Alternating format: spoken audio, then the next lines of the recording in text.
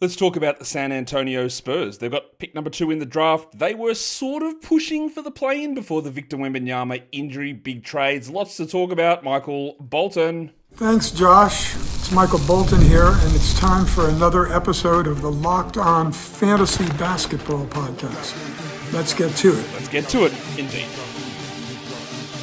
You are Locked On Fantasy, your daily NBA fantasy podcast. Part of the Locked On Podcast Network, your team every day.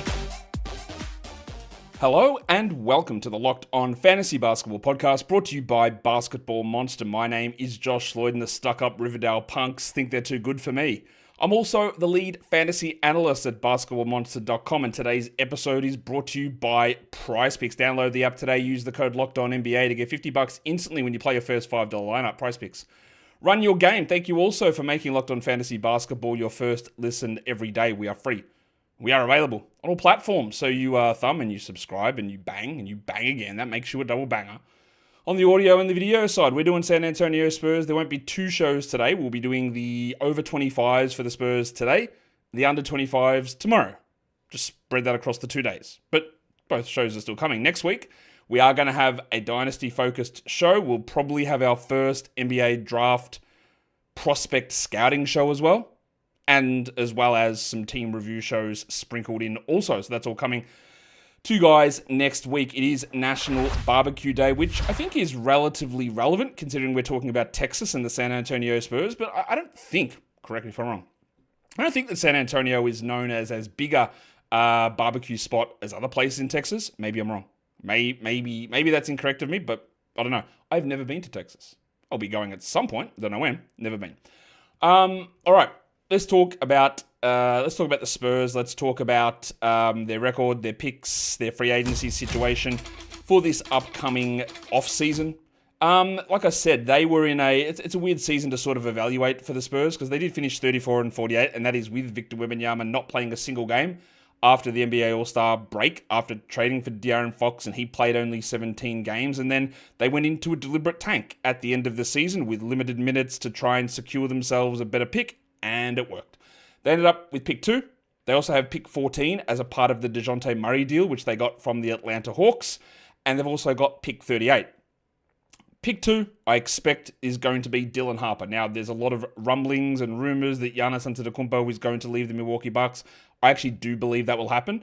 I do think that Giannis will be gone from Milwaukee, at least a 75% chance, which is high. Like, I'm normally with trades, I'm like, not happening. Right? Just bank on the not happening and you're good. I actually think Giannis is gone. But I don't know that San Antonio makes that move. Does he make sense with Fox, who's like 26, 27? Does he make sense with a 21-year-old Wembanyama? He's 31. He's awesome, obviously, but I don't know.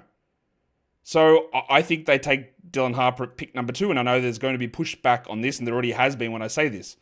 But Dylan Harper's already a better prospect than Stephon Castle, so I don't think you don't worry. It's much like when the Cavs had Colin Sexton, who had a pretty solid rookie season, and then they drafted Darius Garland over him. Garland was the better prospect, and he's very clearly the better player. And I think a similar thing will happen with Harper over Castle. And yeah, I know what you said. I know you said it. He's the rookie of the year. Guess what? Who cares? Malcolm Brogdon was the Rookie of the Year. Do you just draft around that? Michael Carter-Williams won the Rookie of the Year award. Do you draft around him? No. Everything requires context.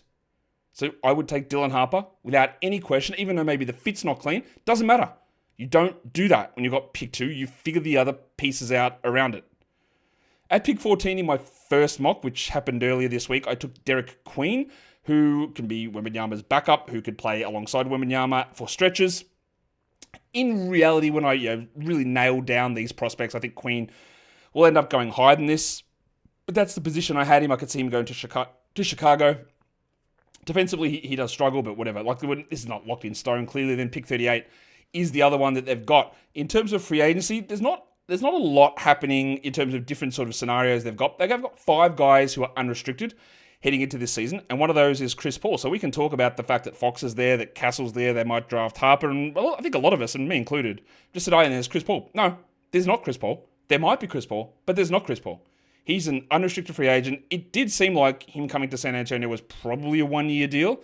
Well, I mean, he signed a 1-year deal, but like it didn't seem like, hey, we're in this for the long term with Chris Paul, and acquiring De'Aaron Fox suggests that he won't be back.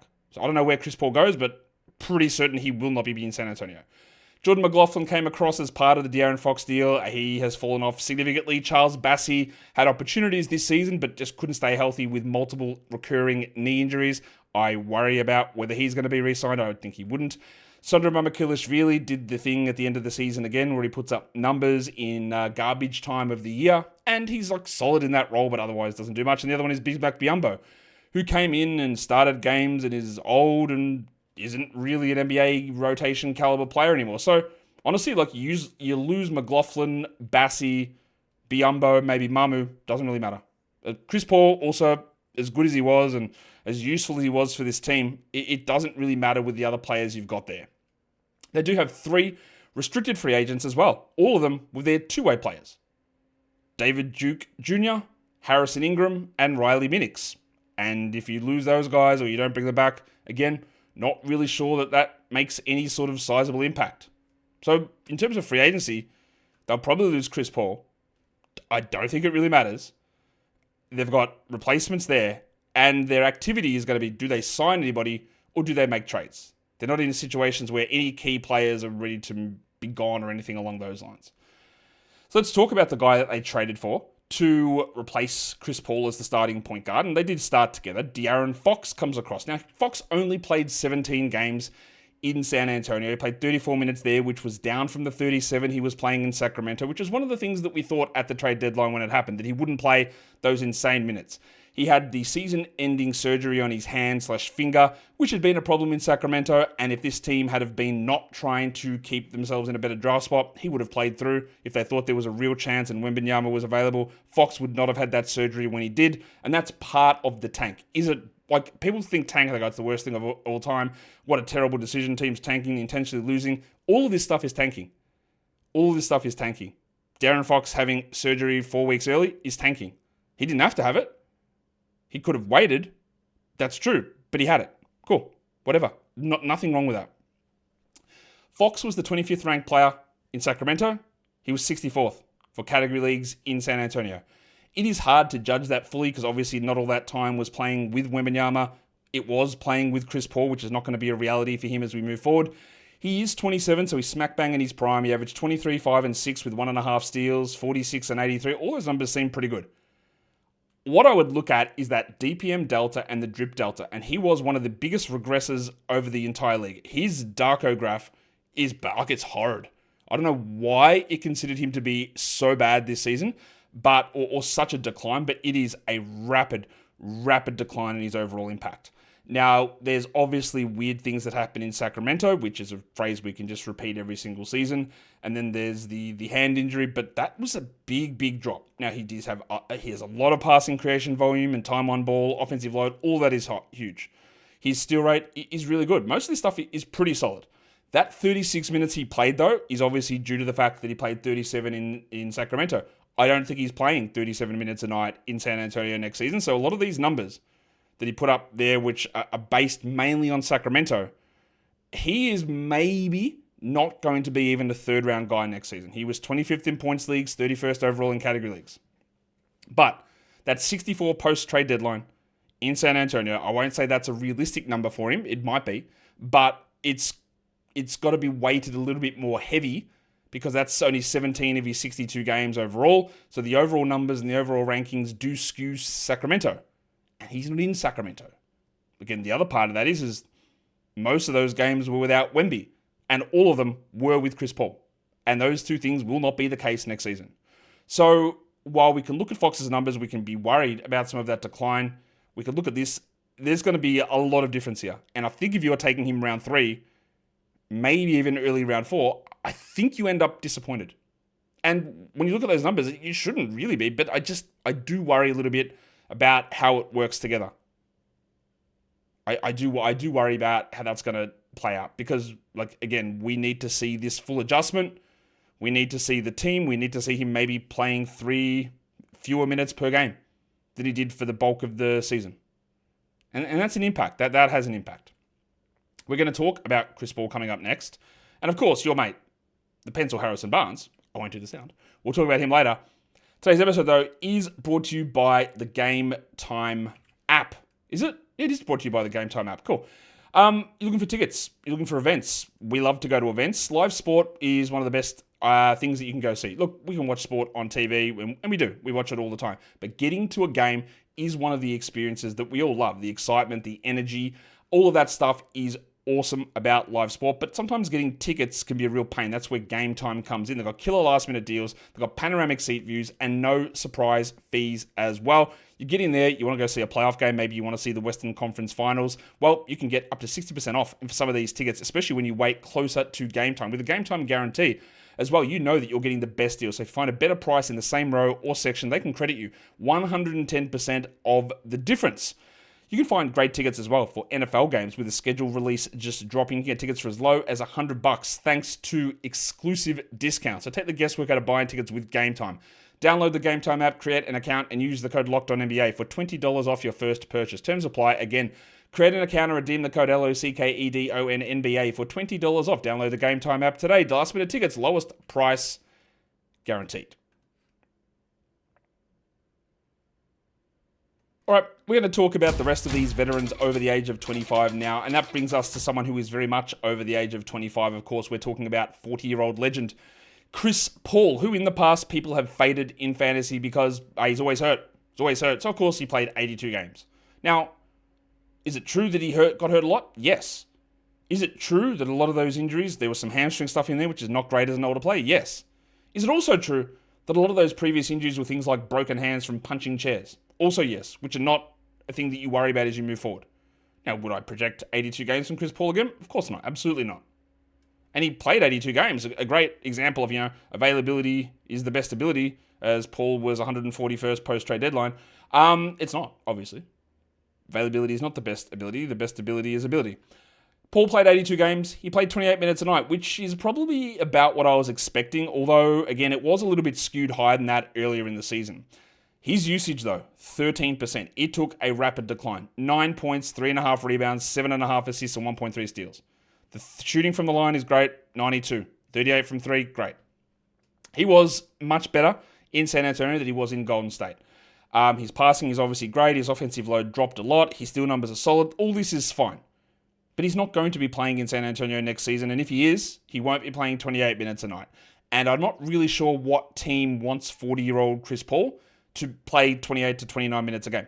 He wasn't bad by any means. He was good. He was absolutely fine in that role. But he doesn't score. He's not quite at that I'm 40 years old, Kyle Lowry, I'll never shoot again sort of mode. And his passing and his defense is still really good. But we cannot have the faith in him being healthy that much. We cannot have the faith in him playing 28 minutes a night. I honestly just don't know where he ends up. And he's been very reluctant in his career, rightfully so, to be a backup, and he didn't like that idea in Golden State. He didn't want to do that this season. Could he return to San Antonio to be the third string point guard, maybe? I don't know, maybe. But he's not going to start. There is going to be Castle, not a point guard, and Fox, and probably Harper. I just don't... If the Bucks don't trade Giannis, maybe does he go to Milwaukee to replace Damian Lillard for a year?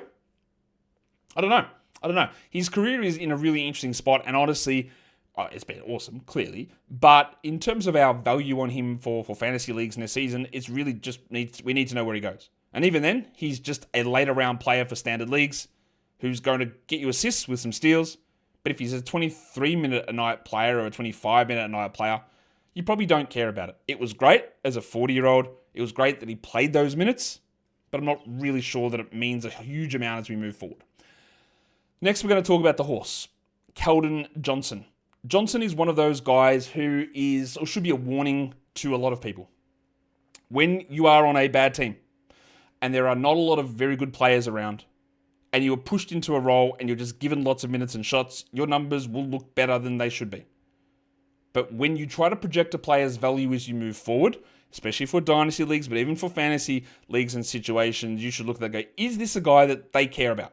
Is this a guy that you can build around? Is this a guy that has that long-term value? And for Keldon, to me, it was very clearly no. Very clearly not that guy. He could get some scoring by bullying his way into the lane, not very well, didn't shoot well, didn't pass, didn't defend, needed a million minutes with a lot of usage, and the team didn't love it. So I rightfully, I believe, faded him after that season or so when he was pushing that larger role. Again, at the end of this season, when players were out, Fox, Wemby, and they were doing lineup shuffling, Johnson did a little bit more. But I think it is the Keldon Johnson situation is sorted, it's done. He's not a good enough player to be an NBA starter. He's a fine enough backup who can fill in at times. His fantasy game, horrid. Especially for category leagues. Now, he ended up with 23 fantasy points a game in 24 minutes. He played 77 games, but 244th in head-to-head. 178th after the deadline, averaging 13 and 5 with 0.6 steals. He shot 32 from 3. He shot 77 from the line. Usage was well down to 21%. Offensive load, 60th percentile. Deflections at 25th percent. Time on ball, 55th percentile. Like, all of that stuff that enabled him to even get close to being a fantasy value guy has disappeared. And yeah, he's heading into the prime of his career, but this is who he is. So if you've got any sort of idea of like, oh, what if he gets traded somewhere else? I still believe in him. The Spurs did him wrong. I vehemently disagree with that. I think that this is, and again, I've said this is one of the ones, I don't get it all right. I get stuff wrong all the time. But this is one of the ones I got very right. The Spurs, I think, made a mistake. When there was buzz around this guy being a good player, it was an incorrect buzz. They should have traded him away. Straight away. Now, I will say this about him. Every report about Keldon Johnson is that he is a GOAT teammate. He is an unbelievably great teammate. He starts. He'll come off the bench. He gave up his number for Chris Paul. He's, I think, maybe the longest tenured Spur on this team. Everyone seems to love him, and that actually has value. If he is willing to adjust his role and play those bits and pieces and parts, fine. But for that's actually awesome, in fact, for a team that wants to be good. But he is never going to be any sort of fantasy value player ever again, I don't think. His game is way too limited, and he is a bench guy. And I think the last 2 seasons that has been really very, very clear. And I'm not really sure what changes here. Can't pass, can't defend, can't shoot reliably, doesn't get the volume. And if he does get the volume, your team is going to be terrible. They're the sort of players that, it's irrespective of Keldon, who again, respected teammate, GOAT teammate, that's awesome. But I use it more as a proxy for other guys in other situations who are in that spot. And also, I was having a bit of a go back and forward with someone in the comments about Miles Bridges. And go, well, he averaged 20 and 8. Go, yeah, he did. Like, shooting 43% on a team that lost their number 1 and number 2 options during the year. But if Miles Bridges played for a real team, would he, he's better than Keldon Johnson. But would he be? Remember, in basketball, it's not like football. It's not like other sports. It's not like baseball. Somebody has to do the things. Somebody has to take the shots. Somebody has to get a rebound. It has to happen. You can't just go a game where nobody gets a rebound on your team. It doesn't happen. You can't just go and nobody takes shots. Somebody has to fill the void. Now, whether they do it efficiently, whether they do it well, is a different story. But that's the difference between what is happening right now and whether that makes sense for 2 years, 4 years, 5 years down the track. And to me, I thought it was obvious with Keldon. There are other guys where it's not as obvious and you get it right or wrong. And I don't think there's been any big injustice done against Keldon or he's going to be able to find that role again. He is still only 26, yeah, but I think we're sort of locked in on what Keldon Johnson is as a player. That does bring us to the pencil. Harrison Barnes. Barnesy.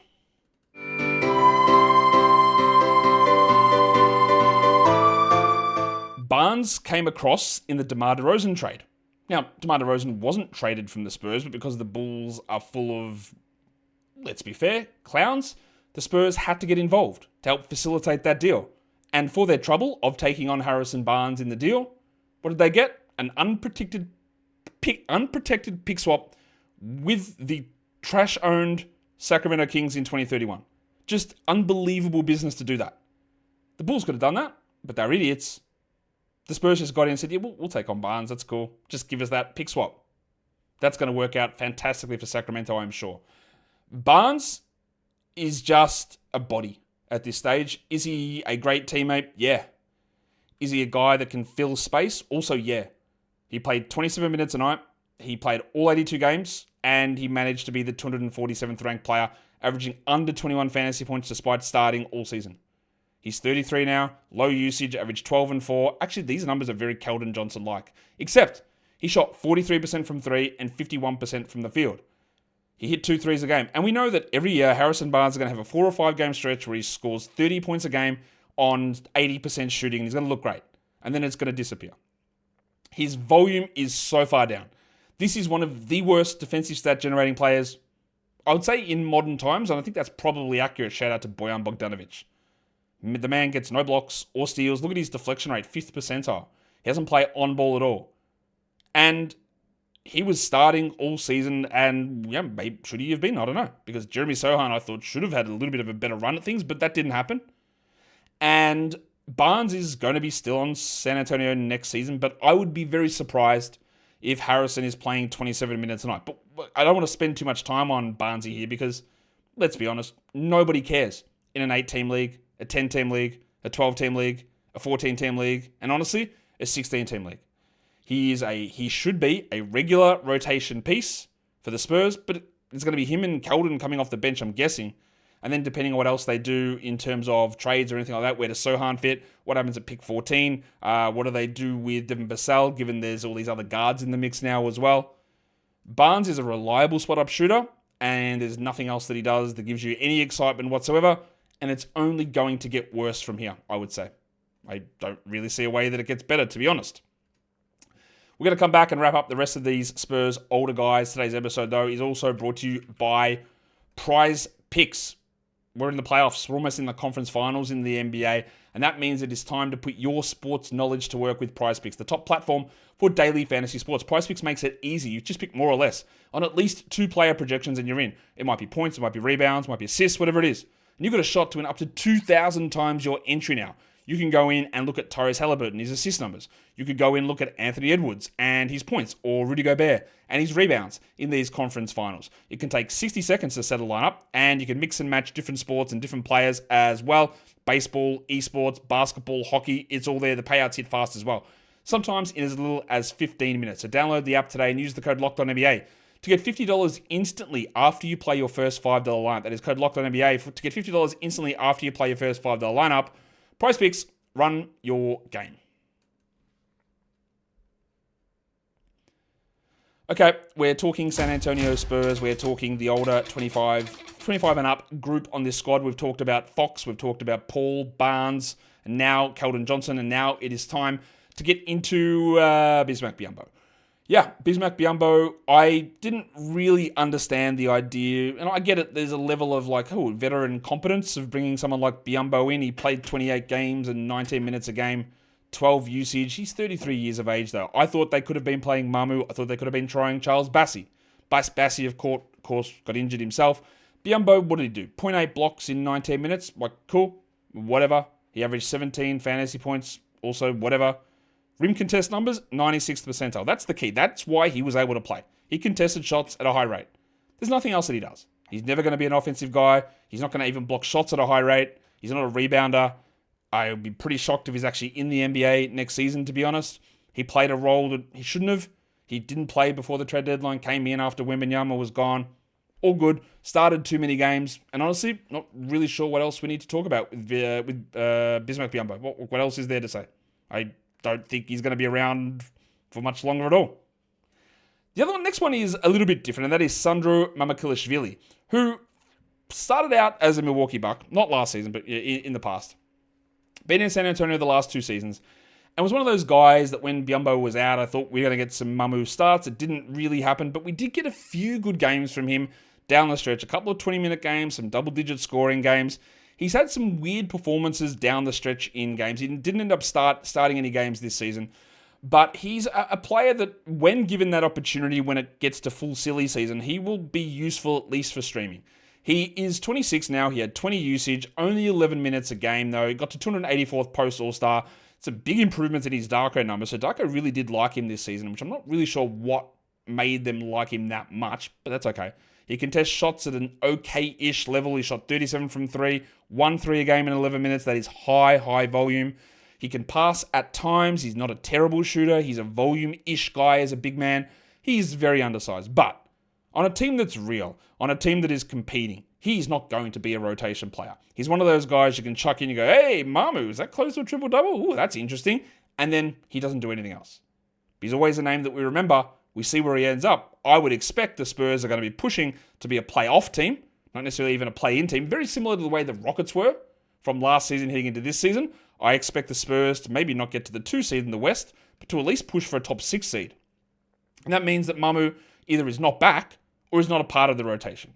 He might find his way onto a bad team. Maybe he ends up in Utah or something, or whatever it is, and has a few little moments at the end of the season. He's not by any means a write-off as a player. He's not by any means a guy that you should be completely out on for very deep dynasty leagues. I think there is a rotation spot or a back-end roster spot, maybe more accurately, somewhere in the NBA, but nothing about it suggests that there's a future starter or a future eighth man or something like that. Jordan McLaughlin, at times in the past, has flashed an ability to be like, oh, this guy could be a backup point guard. I like his assist numbers. The shooting can be iffy, but yeah, it's interesting. And now it's, I don't really know where we go.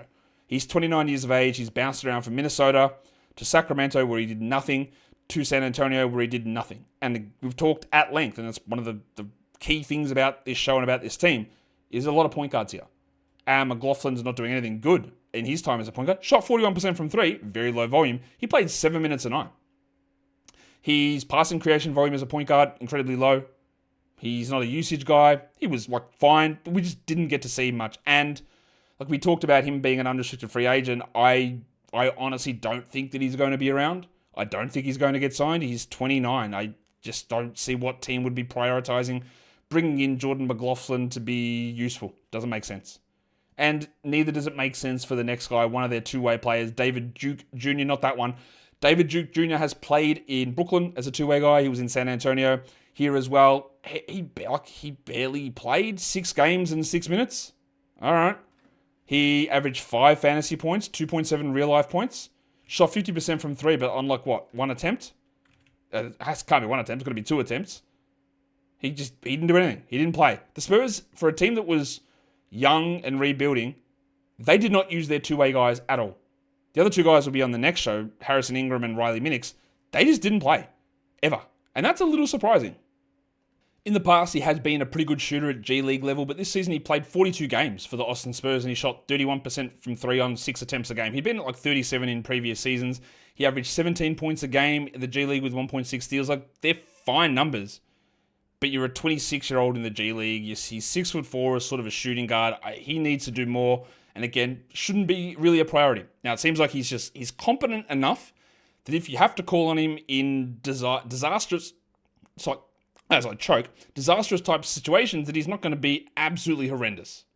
But is being not absolutely horrendous a solid enough reason to have somebody on a roster or care about them in dynasty leagues? No, it's not. And what that is the end of the older player review for the San Antonio Spurs. That means that tomorrow's show is going to include Steph Castle, Jeremy Sohan, Devin Vassell, and of course, Victor Wembanyama, and the one you're all waiting for, Riley Minix. That's all coming in tomorrow's show. Make sure you are subscribed so you can get that when it comes out. But that is today's one. Let me know what you think. What do you think about De'Aaron Fox next season? Am I being harsh in suggesting that maybe not a third rounder? What about with Chris Paul? Do you think he's going to be draftable? Or am I off base on Keldon Johnson? No. But am I off base on Keldon Johnson? Also no. But am I off base on Keldon Johnson? I guess we'll hear your opinions on it. Guys, we are done here. Thank you so much for listening, everyone. See ya.